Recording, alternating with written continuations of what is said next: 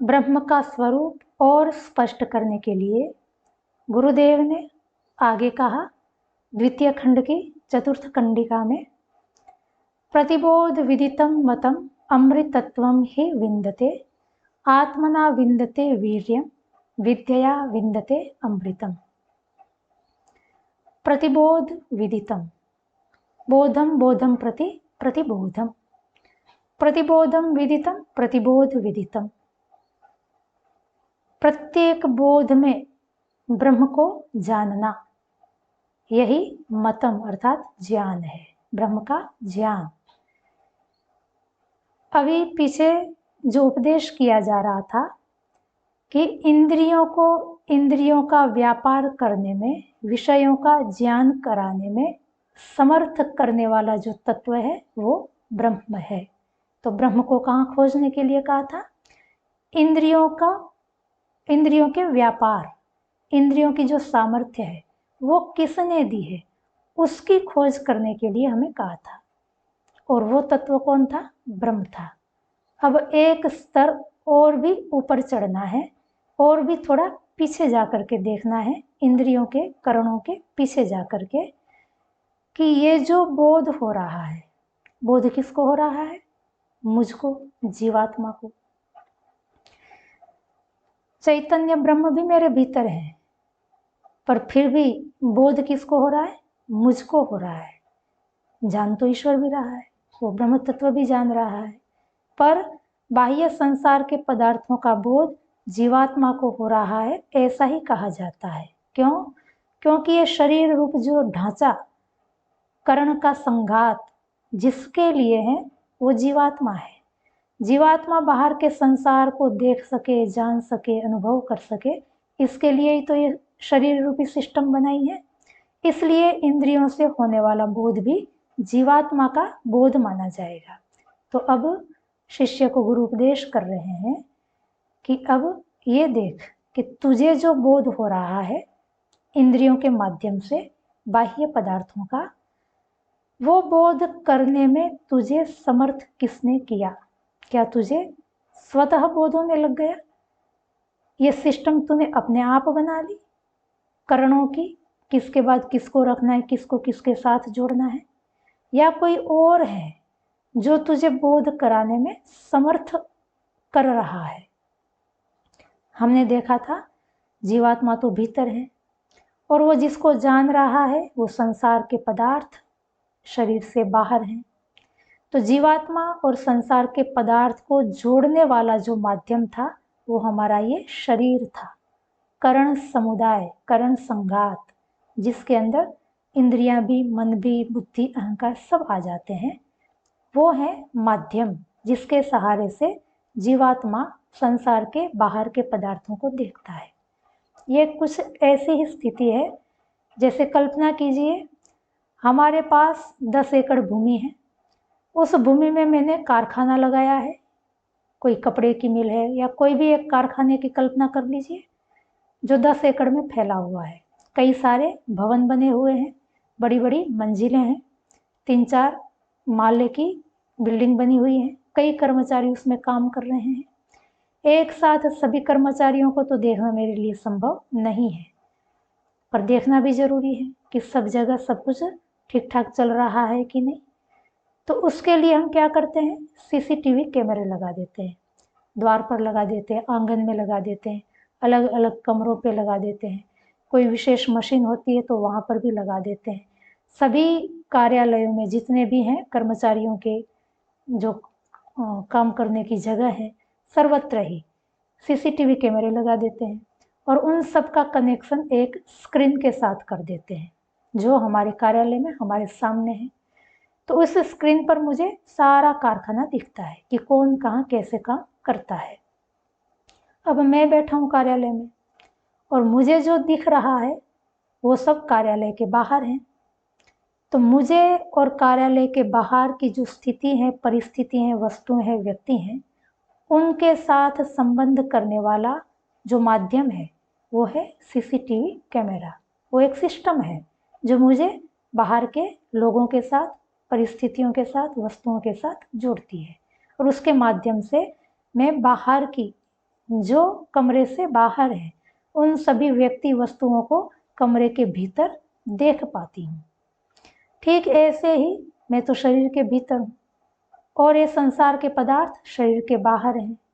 मुझे जो बोध हो रहा है वो संसार के पदार्थों का हो रहा है, जो कि मेरे से बाहर है। तो मेरे और संसार के पदार्थ के बीच में करणों का संघात है, जो हमने शुरू में देखा था कि संसार के पदार्थों के साथ इंद्रियों का संबंध है, इंद्रियों का संबंध मन के साथ है, मन के साथ बुद्धि भी जुड़ी हुई है। उपनिषद में बुद्धि और मन सब मिला करके ही बोलते हैं, और इसके पीछे जीवात्मा है। तो बाहर के पदार्थ जैसे हैं यथावत मुझे भीतर दिखते हैं। दिखाने वाले साधन इंद्रियां हैं, जो कि जड़ है। यद्यपि साधन तो इंद्रियां हैं, पर इंद्रियों को पता नहीं है कि ये क्या है, वो किस चीज को दिखा रही है। मान लीजिए नासिका मुझे गुलाब जामुन की सुगंध का बोध करा रही है, तो उसकी सुगंध मीठी है, ये नासिका को पता नहीं है, घ्राणेंद्रिय को पता नहीं है, इवन मन को भी पता नहीं है, जहाँ पर सारी ये सूचनाएं पहुंचती हैं और वहाँ पर सारी प्रक्रियाओं का विश्लेषण होता है। ये पता किसको चलता है? जीवात्मा को चलता है। इसको ऐसे समझिए कि जैसे मोबाइल में या कैलकुलेटर में या कंप्यूटर में कहीं भी आपने 1+1 बराबर किया, अपने आप जवाब आ जाता है 2। तो ये 1+1 है, ये क्या कंप्यूटर को पता है कि ये 1 है, ये जमा है, ये 1 है, ये बराबर का चिन्ह है? क्या मोबाइल को पता है? क्या कैलकुलेटर को पता है? नहीं है। किसको पता है? यूजर को पता है। जो इसका प्रयोग करता है उसको पता है कि ये 1+1 है, और प्रत्युत्तर मिल गया 2। तो क्या कंप्यूटर ने ज्ञानपूर्वक ये प्रत्युत्तर दिया कि 1+1 बराबर 2 होता है? क्या उसकी अनुभूति होती है कंप्यूटर को या कैलकुलेटर को या तो मोबाइल को? बिल्कुल नहीं होती।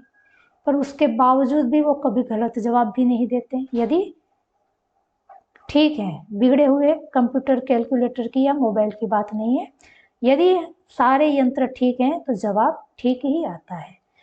तो ये मशीन सारा जवाब ऐसे ही गणना करती है जैसे कोई चेतन करता हो, उसके बावजूद भी उसको इसकी अनुभूति नहीं है कि वो क्या कर रही है। बस प्रक्रिया तो चल रही होती है, पर वो शुद्ध यांत्रिक प्रक्रिया होती है। यांत्रिक प्रक्रिया अर्थात जिसमें कोई अनुभूति नहीं है। क्रिया तो चल रही है पर अनुभूति जहाँ पर बिल्कुल नहीं है। ये अनुभूति कौन करता है?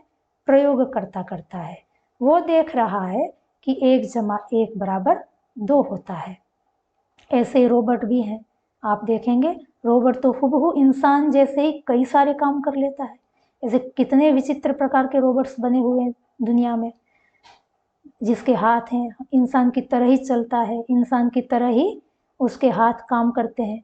बड़ी बड़ी जो कारखाने होते हैं उसके अंदर रोबोट से बहुत सारे काम लिए जाते हैं। जैसे कोई कार का कारखाना है, अब कार में सब फिटिंग करना है, दरवाज़ा, पहिए, ये सब तो रोबोट करते हैं। उसको पता है कहाँ स्क्रू लगाना है, स्क्रू को कैसे घुमाना है, कैसे उसको टाइट करना है, दरवाज़ा सीधा है कि उल्टा है, दरवाज़ा ठीक फिट हुआ कि नहीं हुआ, ये सारा ही रोबोट जानता है और अच्छी तरह से इस प्रक्रिया को करता है, ऐसे ही जैसे कोई मनुष्य कर रहा हो। पर क्या उस रोबोट को अनुभूति हो रही है कि वो जो कर रहा है वो क्या कर रहा है? वो बिल्कुल अनुभव नहीं कर रहा होता है। वो शुद्ध यांत्रिक प्रक्रियाएं ही है। जैसे आजकल सुना जाता है कि ऑटोमेटिक गाड़ियां चलती हैं। गाड़ी के अंदर केवल ये बता दो गाड़ी को कि भाई जाना कहाँ है, लिख दो, टाइप कर दो कि मुझे यहाँ से अहमदाबाद तक जाना है।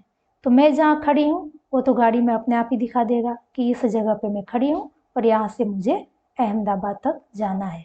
मुझे गाड़ी को ये बताना नहीं पड़ता है कि मैं कहाँ खड़ी हूँ, वो गाड़ी अपने आप जान लेती है। और अहमदाबाद जिस घर जाना है उस घर का मैंने पता डाल दिया, अपने आप वो रास्ता ढूंढ लेती है और ठीक उस घर के आंगन के आगे बाहर जा कर के खड़ी हो जाती है। पार्किंग भी बहुत बढ़िया ढंग से, ऐसा नहीं कि किसी गाड़ी के साथ टक्कर लगा दे, व्यवस्थित जगह ढूंढ करके अपने आप को पार्क भी कर देती है।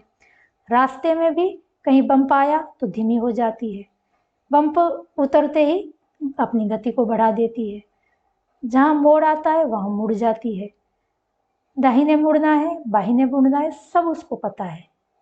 क्या उस गाड़ी को मैंने पढ़ाया था? नहीं पढ़ाया था, मैंने तो केवल पता डाला है। जिसका रास्ता मुझे भी नहीं पता वो गाड़ी को पता है। मैं तो आराम से सीट पे बैठा हूँ, सो रहा हूँ या गाने सुन रहा हूँ या सत्संग कर रहा हूँ, मुझे पता ही नहीं है किधर गाड़ी जा रही है, कैसे मुड़ रही है। उसको ये भी पता है 2-3 लेन बनी हो तो वो जिस गति से चल रही है उसके लिए कौन सी लेन है वो उस लेन पे भी चली जाती है। पर इतना सब कुछ होने के बावजूद भी गाड़ी में अनुभूति नहीं है कि वो कहाँ जा रही है, ये बम्प आया ये मोड़ आया, बस मैकेनिकली मुड़ती चली जाती है। ठीक ऐसे ही बाह्य पदार्थों का बोध इंद्रियों के माध्यम से, करणों के माध्यम से जीवात्मा को होता है जो इस शरीर के भीतर बैठा है। ज्ञान की इस प्रक्रिया में इंद्रिय के गोलक, मन, बुद्धि, अहंकार सब कार्यरत हैं, पर इनमें से किसी को भी नहीं पता है कि ये किस चीज की गंध है, किस चीज की सुगंध है, ये स्पर्श कैसा है, ये गंध कैसी है, रस कैसा है, शब्द कैसा है, वो कोई नहीं जानता है। वो शुद्ध एक यांत्रिक प्रक्रिया है, उसमें एक साधन बने हुए हैं। बोध किसको होता है?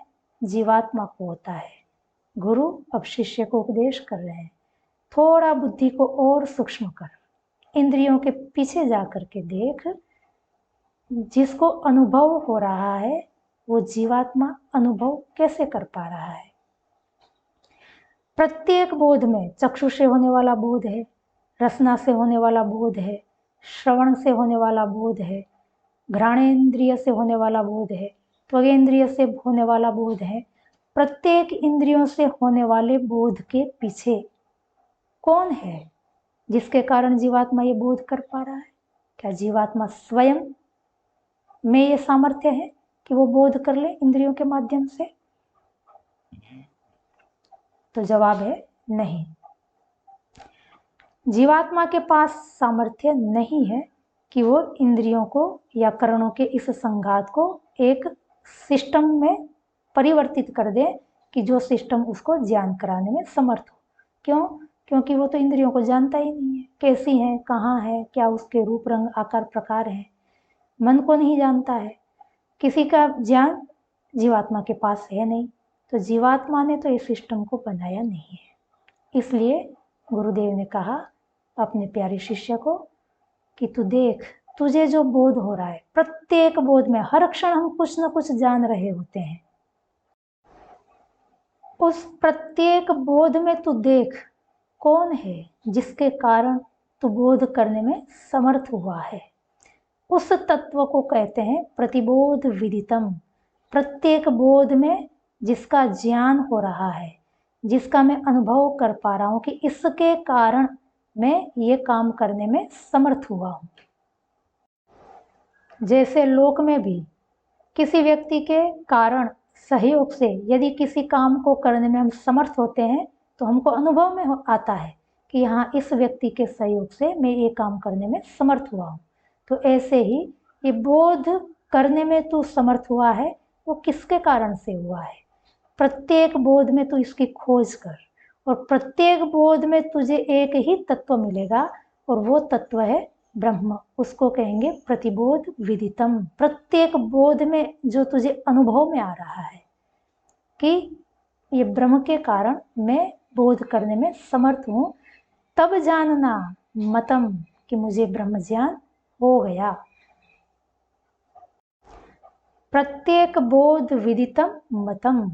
प्रत्येक बोध में जब तुझे ये अनुभव होने लगे कि वो ब्रह्म तत्व है जिसके कारण ये सारा बोध करने में मैं समर्थ हुआ हूँ, वो प्रत्येक बोध विदित जो ब्रह्म है वास्तव में वही ब्रह्म का ज्ञान है, तब समझ लेना कि तुझे ब्रह्म ज्ञान हो गया।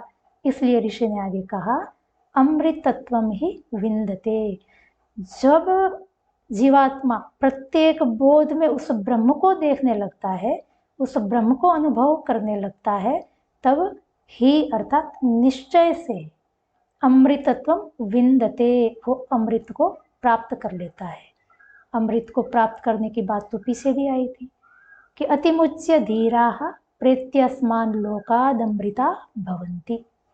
अतिमुच्य इंद्रियों से परे जाकर, देह में रहते हुए भी विदेह होकर, धीर लोग जब इस शरीर को छोड़ते हैं, इस शरीर से बाहर जाते हैं, मृत्यु काल में शरीर का त्याग कर देते हैं, उसके बाद क्या होता है?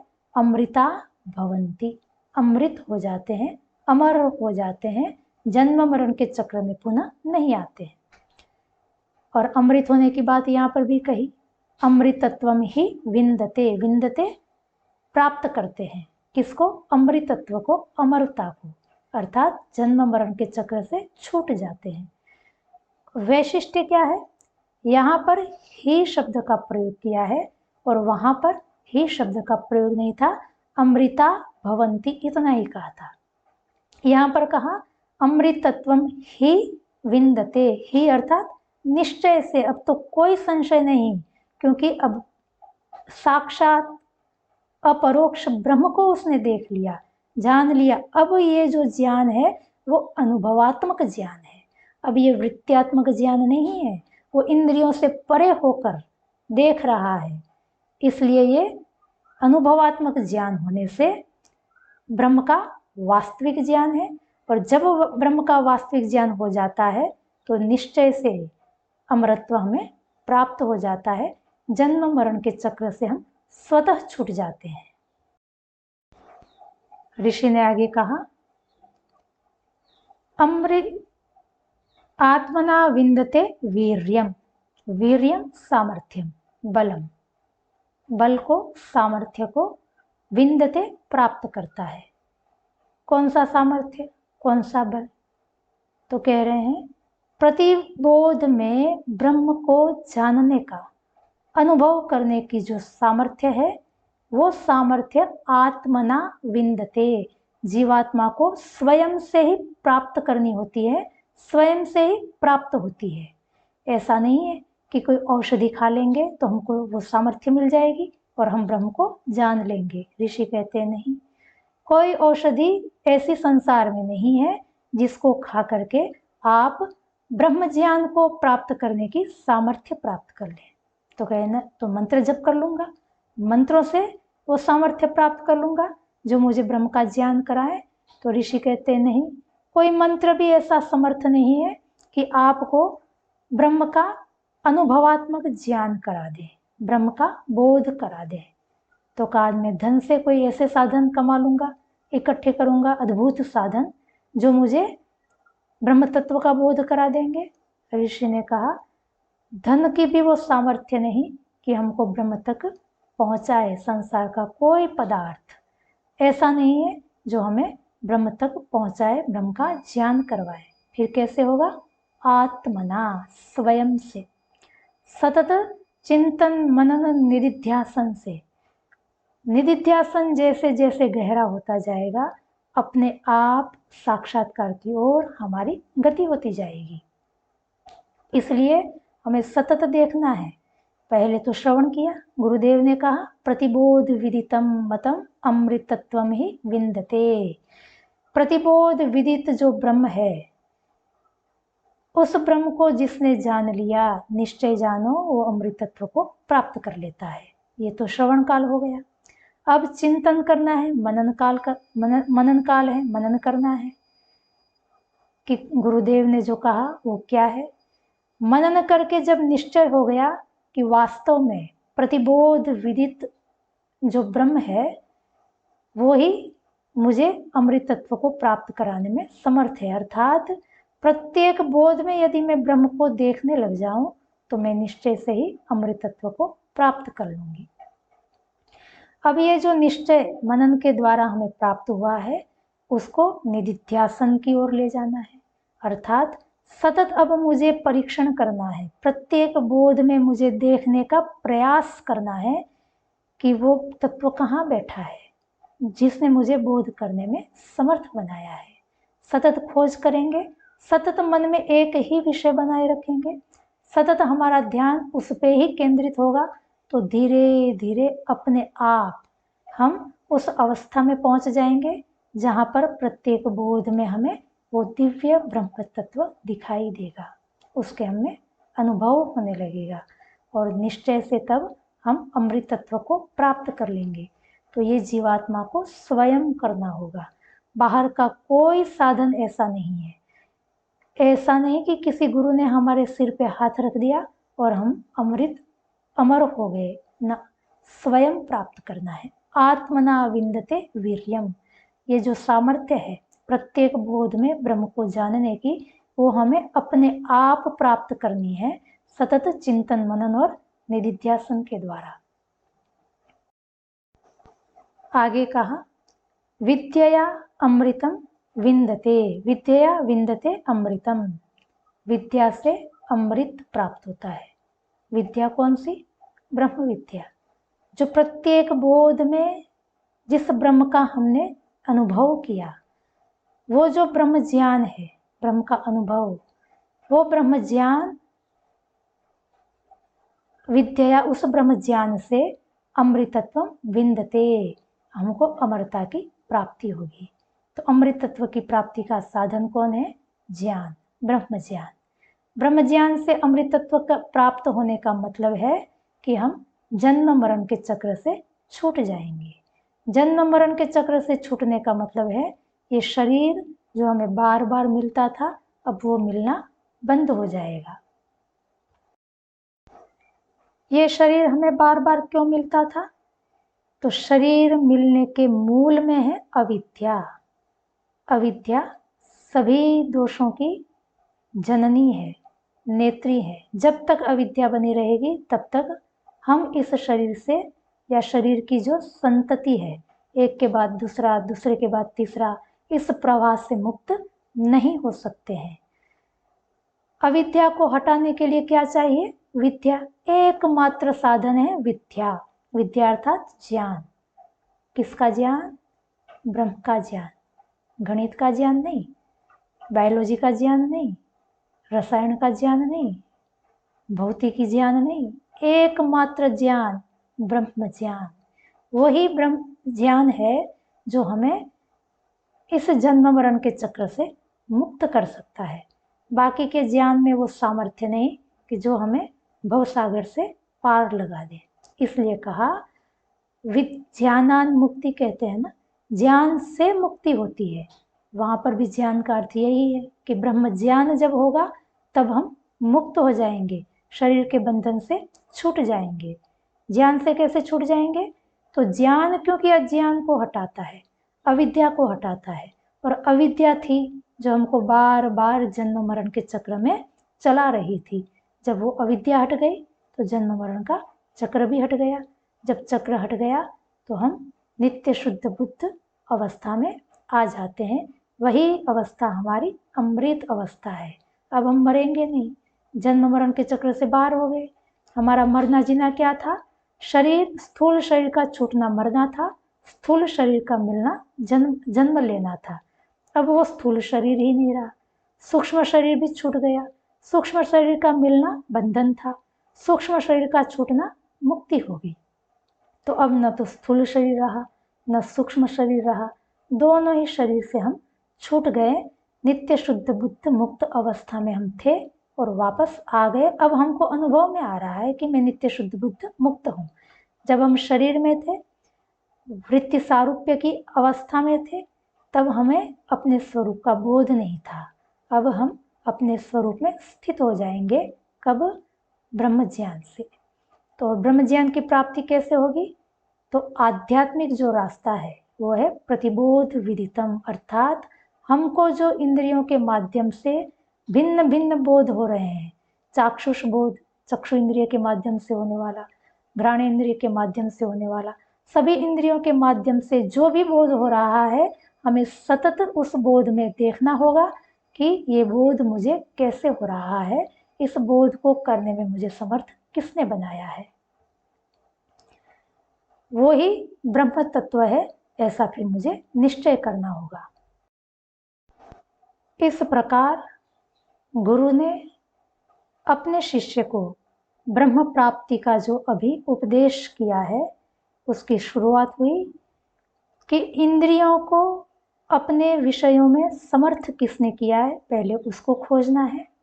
उसकी खोज हो जाने के बाद और हमें एक कदम आगे बढ़ना है और ये देखना है कि मुझे जो बोध हो रहा है इंद्रियों के माध्यम से, वो बोध किस कारण से हो रहा है, किसने मुझे समर्थ किया कि मैं इंद्रियों के माध्यम से इस संसार को देख सकूं।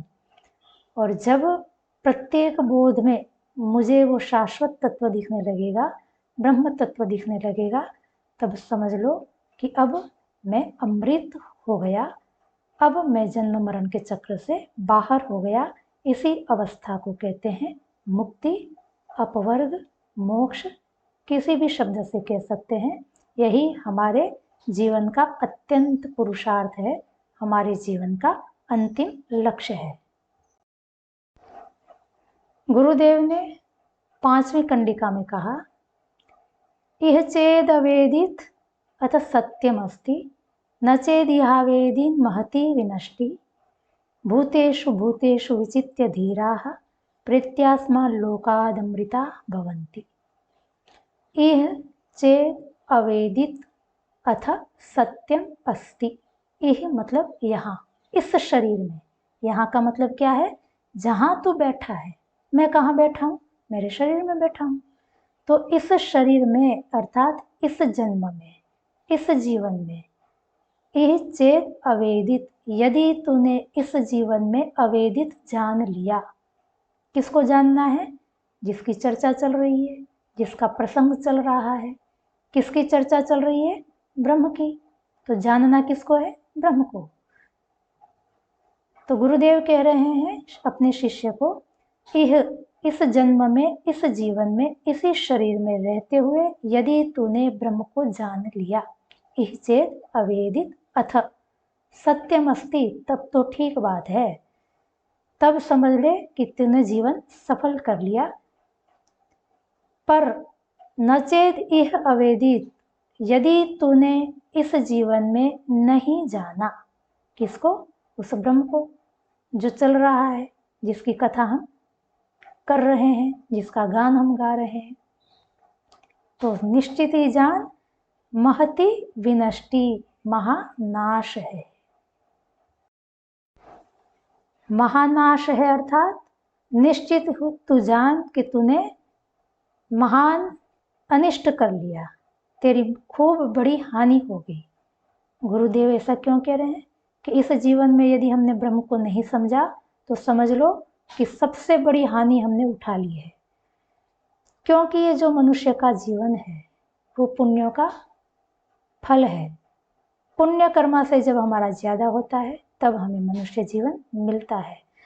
मनुष्य जीवन प्राप्त करने का मतलब है कि हमारे पुण्य कर्मा से खर्च हो चुके हैं, अर्थात हमारा जो जमा था, बैलेंस था, वो बैलेंस यूँ मान लो कि खत्म हो गया। उसको अच्छे कर्मों का फल जब चुकाते हैं तब बदले में हमको ये शरीर मिलता है। अब पैसे खर्च करके हमारे पास जितने थे उतने खर्च करके हम मान लो कोई उत्तम गाड़ी ले आए, सारे पैसे खर्च करके, और फिर उस गाड़ी से कुछ काम नहीं किया, इधर उधर घूमते रहें, भागते रहें, कोई लक्ष्य हमने सिद्ध नहीं किया, किसी मंजिल तक हम पहुँचे नहीं, उद्देश्य को हमने सिद्ध नहीं किया, तो फिर और समय खत्म हो गया। तो बाद में गाड़ी तो छूटनी ही है, कर्माशय हमारे पास है नहीं, वो तो हमने खर्च कर दिए। तो अब हमारी स्थिति क्या होगी, अगले जीवन में हमारे पास कुछ नहीं होगा, क्योंकि पुण्य कर्माशय जो थे वो तो पिछला जीवन देख करके खत्म हो गए। नए कर्माशय अच्छे वाले हमने बनाए नहीं, बस ऐसे खाया पिया मौज किया। तो अब पुण्य कर्माशय नहीं है, समझ लो हमारा बैंक बैलेंस नील हो गया, शून्य हो गया। अब जिसके पास एक भी पैसा ना हो उसकी स्थिति कैसी होती है, क्या वो महाविनाश से कम है? सब कुछ ही तो नष्ट हो गया, कुछ भी तो नहीं बचा। इसलिए कहते हैं गुरुदेव कि ये जो तुझे शरीर मिला है वो किस लिए मिला है, तेरा अंतिम लक्ष्य क्या है? ऐसा तो है नहीं कि मैं ब्रह्म प्राप्त नहीं करूंगा तो काम चल जाएगा, जब तक ब्रह्म प्राप्त नहीं करेंगे तब तक ये चक्र में से हम मुक्त होने वाले नहीं है। जब इस चक्र से मुक्त होना ही हमारा अंतिम लक्ष्य है तो फिर उसको इस जीवन में ही हम सिद्ध कर लें, पुरुषार्थ करें, मेहनत करें और जितना हो सके अपना तन मन धन इसी बात के लिए लगाएं कि हम कैसे इस जन्म मरण के चक्र से मुक्त हो जाएं। इसलिए गुरुदेव ने कहा कि यदि इस शरीर में रहते हुए तूने अपना लक्ष्य साध लिया, ब्रह्म को जान लिया, तो समझ ले कि तूने ठीक काम किया। और यदि तू ये काम नहीं कर पाया तो समझ ले कि महाविनाश को तूने न्योता दे दिया है। अब महाविनाश के अतिरिक्त तेरा और कुछ नहीं होगा। तेरा भविष्य जो है वो अंधकारमय है। हमें भी चिंतन करना चाहिए कि हमारा अंतिम लक्ष्य क्या है। ब्रह्म प्राप्ति है तो क्यों है, मनन करें। श्रवण तो हो गया, ऋषियों ने बताया, स्वाध्याय किया, सत्संग किया, सर्वत्र हमने सुना कि हमारा अंतिम लक्ष्य मोक्ष है, पर क्यों, मनन करें और निष्कर्ष निकालें कि हाँ हमारा अंतिम लक्ष्य मोक्ष ही है। और जब निष्कर्ष निकल गया तो फिर निदिध्यासन आरंभ हो जाना चाहिए। हमें भी हमारे क्रियाकलाप इस तरह से करने चाहिए जिससे कि हम प्रतिबोध विदित उस ब्रह्म तक पहुंच पाए और अपने आप को अमरत्व की ओर ले जाएं। आज इतना ही। वाणी को विराम। ओम शांति।